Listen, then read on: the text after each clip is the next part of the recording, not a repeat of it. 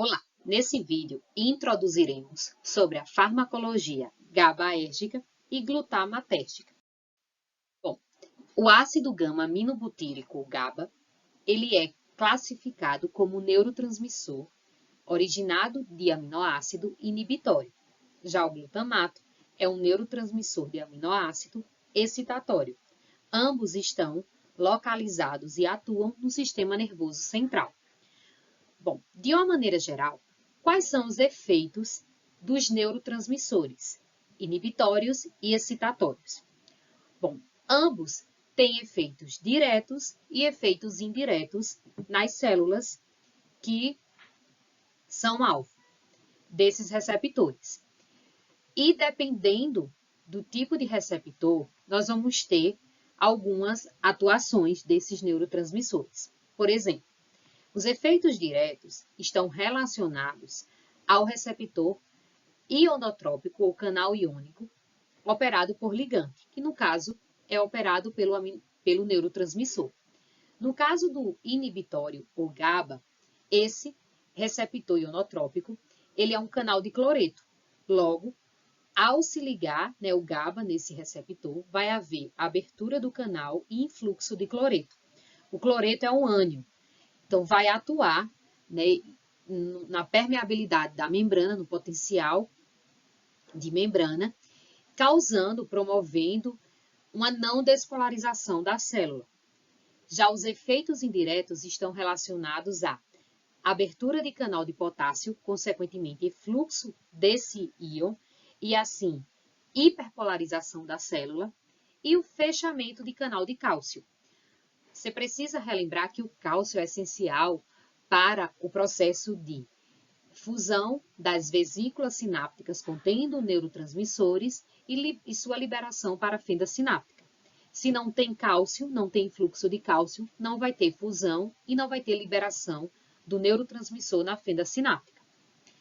Já os efeitos do neurotransmissor excitatório, os efeitos diretos estão relacionados aos canais de sódio, ou seja, sódio quando o seu canal, seu receptor ionotrópico abre, ocorre um influxo de sódio e assim um processo de despolarização da célula, e canais de cálcio, uma vez que quando esses canais de cálcio operados por ligante, que no caso é o glutamato, abre, vai haver um influxo de cálcio. Nesse contexto, nós vamos ter despolarização e fusão da vesícula sináptica e liberação do neurotransmissor na fenda sináptica. E os efeitos indiretos estão relacionados ao fechamento dos canais de potássio, consequentemente, impedindo a hiperpolarização, permitindo a despolarização da célula, e a abertura de canais de cálcio operados por voltagem, promovendo mais influxo de cálcio nessa célula e, consequentemente, os efeitos excitatórios determinados. Desse contexto, entraremos na neurotransmissão GABAérgica, ou seja, a neurotransmissão do neurotransmissor inibitório. Então, o neurônio pré-sináptico, ele vai produzir o GABA. O GABA, quem é o precursor do GABA? É o glutamato, ou seja, é um neurotransmissor excitatório que é precursor do neurotransmissor inibitório. E quem é que vai converter o glutamato no GABA? É uma enzima chamada descarboxilase do ácido glutâmico, que gera o GABA. O GABA, então, vai entrar nas vesículas sinápticas através do transportador vesicular do GABA. E aí, quando ocorrer a ativação desse neurônio pré-sináptico, consequentemente, vai ocorrer a sua liberação na fenda sináptica e a sua atuação nos receptores GABAérgicos no neurônio pós-sináptico ou pré-sináptico. Ainda, o GABA, ele precisa ser transportado novamente para o neurônio pré-sináptico ou para células gliais, que são células de suporte neuronal, através do transportador de GABA, para assim, no neurônio pré-sináptico, ocorrer a sua metabolização.